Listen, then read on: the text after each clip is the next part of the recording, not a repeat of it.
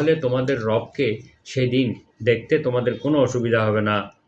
ইল্লা কামা তুদাররুনা ফি রুয়াতিহিমা, যেভাবে তোমরা চন্দ্র সূর্যকে দেখতে কোনো সমস্যা হয় না, সেভাবে তোমাদের রবকে দেখতেও তোমাদের কোনো সমস্যা হবে না, তোমরা দেখতে পাবে। কিন্তু এই দুনিয়ার জীবনে আল্লাহ তাআলাকে এই দুনিয়ার দৃষ্টি দিয়ে দেখা যাবে না। এই ব্যাপারে পবিত্র কোরআনে বলা হয়েছে, লা তুদরিকুহুল আবসার ওয়া হুয়া ইউদরিকুল আবসার ওয়া হুয়াল লতীফুল খবীর। তিনি দৃষ্টির অধিগম্য নন, দৃষ্টিশক্তি তাকে স্পর্শ করতে পারে না, কিন্তু দৃষ্টিশক্তি তার অধিগত। তিনি দৃষ্টিসমূহকে ধরতে পারেন, কিন্তু দৃষ্টি তাকে নাগালে আনতে পারে না, এবং তিনি সূক্ষ্মদর্শী, সব কিছু সম্পর্কে জ্ঞাত। তাহলে এই দুনিয়াতে আল্লাহকে দেখা যাবে না। অন্য আয়াতে আল্লাহ বলেন, ওমা কানা লিবাশারিন আন ইউকাল্লিমাহুল্লাহু ইল্লা ওয়াহইয়ান আও মিন ওয়ারাই হিজাব আও ইউরসিলা রাসূলান ফায়ুহিয়া বিইذনিহি মা ইয়াশা ইন্নাহু আলিয়্যুন হাকীম।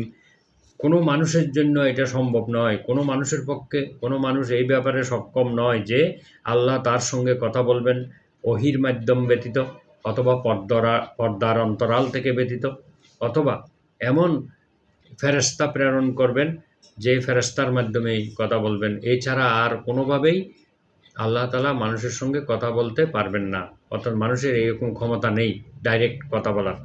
যে দূত তার অনুমতিক্রমে তিনি যা চান তা ব্যক্ত করবেন।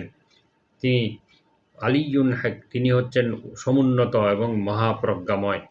অর্থাৎ আল্লাহ তাআলা কোনো নবী রাসূলগণের সঙ্গে ওহির মাধ্যম ছাড়া সরাসরি কথা বলেন না, অর্থাৎ মানুষের পক্ষে এটা গ্রহণ করা সম্ভব না।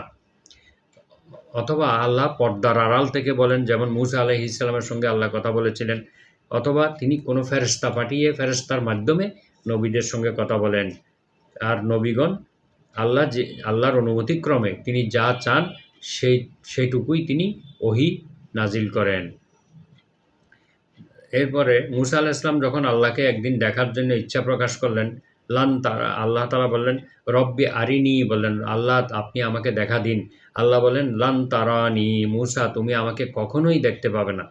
এই আয়াতগুলোর থেকে খারিজি, মুতাজিলা এবং সমমনা কতগুলো দল তারা আল্লাহ তাআলার দিদারকে অস্বীকার করে থাকে, কিন্তু কোরআনের এই আয়াতগুলো দিয়ে তারা অস্বীকার করে থাকে। কিন্তু এই আয়াতগুলোতে মূলত এই পৃথিবীতে আল্লাহকে দর্শন করা সম্ভব নয়, এটাই